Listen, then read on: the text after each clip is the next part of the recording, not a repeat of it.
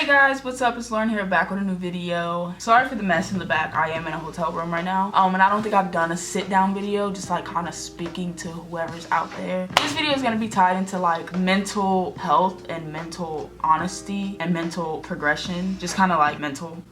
For the past like 2 years, I've been on a growing and learning journey. It has probably been the most 2 difficult years of my life, spiritually and mentally, because I've been battling some inner demons within myself, and I'm kind of just now getting to the point of accepting where I'm at and accepting, you know, life right now and accepting my mental state. And I used to talk to a camera all the time, and it kind of used to help me out a little bit. I decided to why not be old-fashioned and reel it in. That was corny. One of the things I learned is definitely that it's okay to be sad. It's okay to have an honest emotion with yourself and not feel like you have to be happy all the time, and whenever you are sad, it's like this like error in your life, like it's just like this like disruption of you being happy, which isn't the case. We're human, we have emotions, and we go through roller coasters of like ups and downs. It's life, that's how we operate, that's how we feel things. Me, I had this difficult time the past 2 years basically feeling like every time I was upset about something, every time I was sad or like going through a rough like few months of my life, that it was just like a disruption of my life. Like it was a disruption of what was going on. It's like I have to be happy, and if I'm not happy, like this is just like messing everything up. You know, it's messing up my mental state, and it's messing up my brain, it's messing up my life. When honestly, that very thought was messing up my life alone. I never was honest with the emotions that I had. I would always try to pretend or mask that sadness that I had, you know, do things, force things to make me happy, when like the only thing that would help me overcome that sadness was to face it head on. It just was a constant state of, you know, depression, anxiety, and sadness, and lack of self-worth and other things like that. So it took some time for me to kind of sit back and realize that like today is the day that I'm, you know, this happened to me. This is the emotion I'm feeling as a reaction of it, and that's what it is. But also learning to not dwell on that sadness, to not become obsessed with it, because there's times that like I'm thinking, okay, I'm sad. I learned to like, you know, not push it away, but also learn to not dwell on it and not be stuck in it and not let it overcome your day or overcome like what you're feeling. You have to find a balance in between the both, to be aware but also be progressive. Another thing you have to realize is who is surrounding you, who's in your circle, who is feeding you knowledge, who is feeding you fun, who is feeding your energy, who are you speaking to on a daily basis. If it's people that really aren't uplifting your life, or that are doing things that aren't aligned with your vision and how you want your life to go, I've had to mentally cut people out of my life. And it's not because they're a bad person. It's never that normally. It's never because we had a falling out, it's because they were a bad person or anything like that. It was just solely based on the fact that their views weren't aligned with my views, and I love them to death, but like their ways and their toxicness was kind of overtaking how I would speak, how I would walk, how I would talk, like how I would interact with other people. Like it's very hard for me to let people that I love go, because it's out of love for me and the other person. I have to let you go, not because I want to, but because I literally have to. Like what you're doing right now in your life is not completely aligned with what I'm trying to do. And I didn't realize how important your circle was until this year.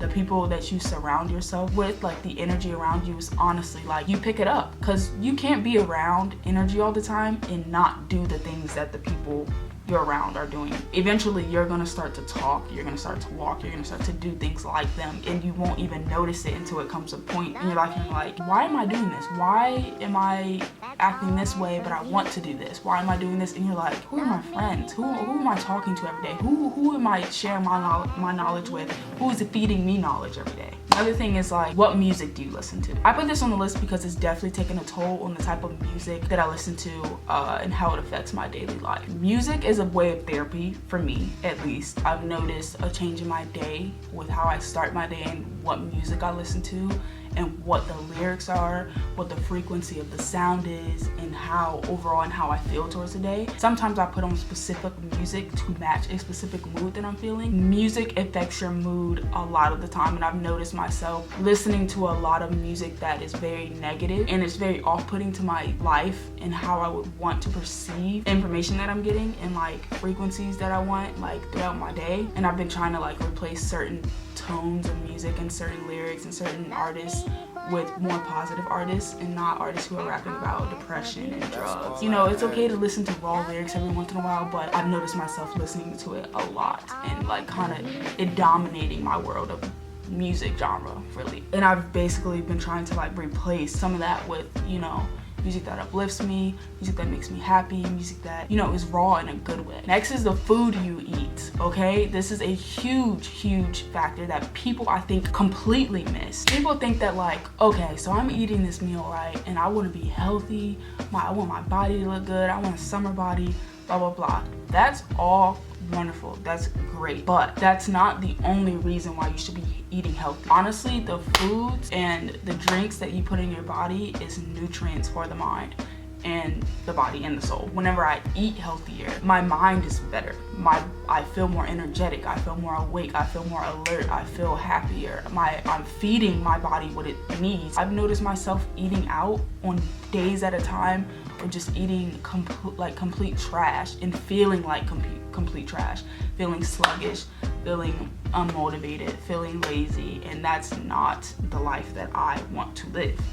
And the last thing is finally speaking life into yourself. Speaking things into existence is huge. Say you're even joking around with your friends and you're like, I want to kill myself. Like, yeah, because I've heard people say it. I say it all the time. It's come to a point to where it's no longer a joke. Like, it's like we're joking so much. I feel like in our generation, like if you're watching this, you're in my generation. I feel like in our generation, we joke so much about depressive things that are like kind of not a joke at the same time. We're kind of thinking like, we're like, yeah, I'm literally so bad. Like, but it's like, why are you saying that? Like, literally, it's like funny, like ha ha ha, to be blunt and like funny like that. But like, it's like, why are you saying that? Like, why are we going around saying negative things all the time to be funny? But I feel like when you're talking about yourself and your well-being, for me personally at least, it's definitely taken a toll on my mental state of how I think about myself, is because I speak so many things about myself out, like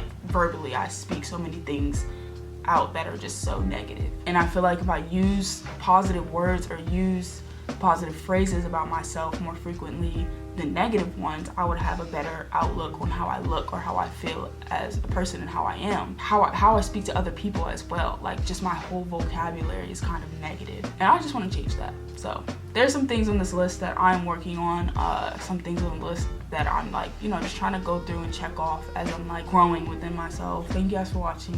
Make sure you hit that subscribe button, give this video a like, and tell me a comment. Tell me a song that makes you really happy. Like, no matter what mood you are in, it's a smile on your face. Mine would probably be either Chun-Li by Nicki Minaj or Brighter Day by Kirk Franklin. Also love Give Yourself a Try by the 1975. All right, peace out.